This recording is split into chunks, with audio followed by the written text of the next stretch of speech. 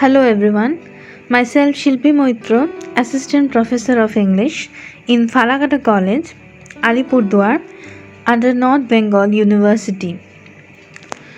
Today, my lesson plan is based on Kamla Das's poem My Grandmother's House.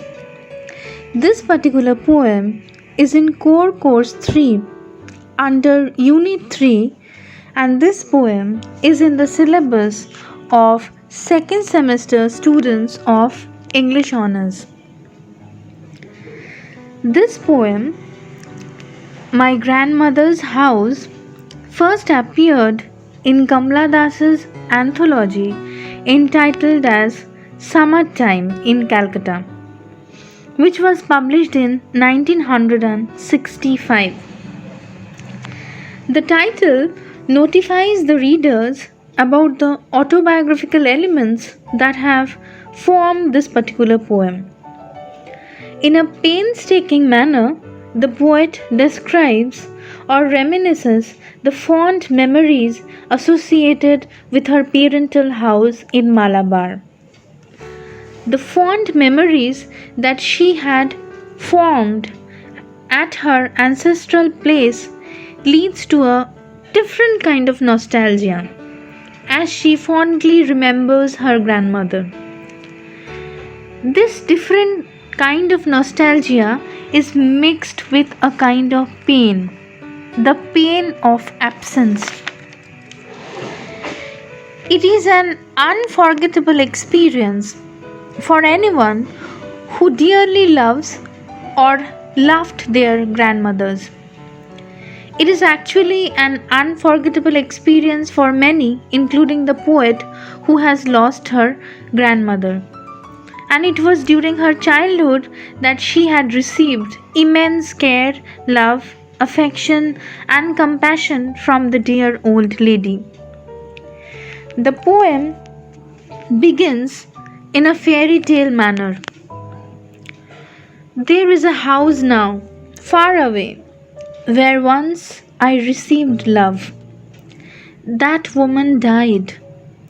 The house is more like an emotion, a sentiment, which was built with care, but the heart fondly remembers all the experiences that were associated with the place and with the only person who was her grandmother. That woman died.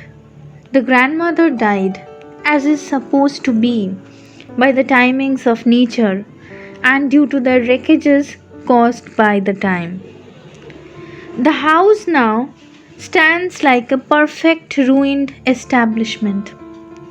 It is a silence that would grip any soul who would visit it. Isn't it quite natural that a house where nobody lives will be the abode of reptiles like snakes and a creepy sort of silence? The books present in the house suggest the fact that her grandmother was a well-read person. But now, unfortunately, the books are dusty and has become the passage for the transportation of the reptiles. The poet was very young then, as the thought of the house came to her mind. Her blood froze and became like the cold moon. It created the ambience of a haunted house. How often I think of going. She always thought of visiting the house, but probably due to several events that did not happen. She wanted to look through the blinds of the windows and just to be a calm listener of the frozen air with the hope that it would narrate a tale that would enliven her creative spirit. Sometimes it was due to a wild form of desperation that made her restless, as she wanted to pick up an armful of darkness as if it was an element that could be collected physically. She wanted to collect and treasure the darkness and keep it behind her bedroom, just like a brooding dog. At least that would have given her an essence of its being alive, or a sense of presence. On a personal note, she addresses the readers. You cannot believe, darling, can you, that I lived in such a house and was proud and loved. It sounds like an utopian dream that can never be true. It sounds more like an imaginary tale, a lost tale indeed, or a precious moment that had been constructed by the charismatic past. The memories become more dear and fond, more than the people associated with it, because people live but memories don't. The memories cling to the human mind and etch a deep engraving in the soul in a loving manner.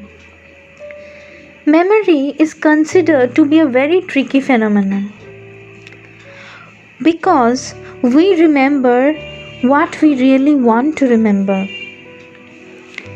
She was proud and loved. That's what the line said. She was proud because she was very confident about herself and she knew what she always wanted to be. She wanted to be a real human being.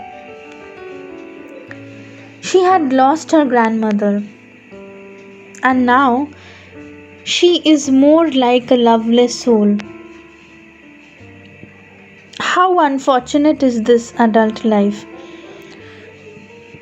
She has to beg for love, for forgetting what honor and self esteem tasted like.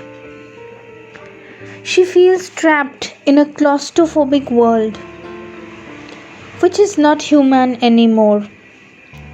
She has to beg for love at strangers' doors because love is not an emotion anymore, which is bestowed freely or spontaneously now. It has lost the actual essence. Love is more physical these days than emotional. At least the adult life had tried to prove her so.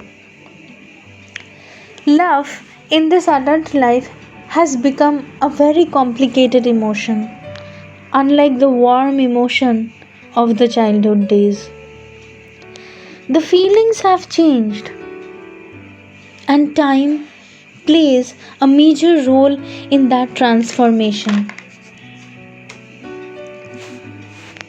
Just like the poet, we, the readers, also pine for what is lost and grieve in self pity as we lose a gem while being preoccupied in our own lives. The poet is also stuck by an agony, angst, and a repentance for not being alone, but for not being able to visit her grandmother as she wanted to. Her want and her desire to visit her grandmother never took a concrete shape as her grandmother passed away. And that became a very unfortunate event in her life. As a reader, this particular poem of Kamla Das is very close to my heart. It brings a kind of deeply felt nostalgia and a fond memory of my own beautiful grandmother, who is no more. Grandmothers are just like the caregivers, and therefore they are very special as they bestow on us love, care, affection, and warmth in a selfless manner. Just like Kamala Das herself, I was also lost in my own preoccupied world and unfortunately could not pay her a visit in her deathbed. We are too busy, aren't we? Probably that's why we regain our consciousness only after the loss. To all those lucky ones who still have their grandmothers, do pay a visit to her before it's too late. Her pretty wrinkled smile is more worthy and valuable than any temporary fragile things that you are presently fussing about. Thank you, my dear listeners. I hope you like this lesson plan and have understood the general concepts of the poem.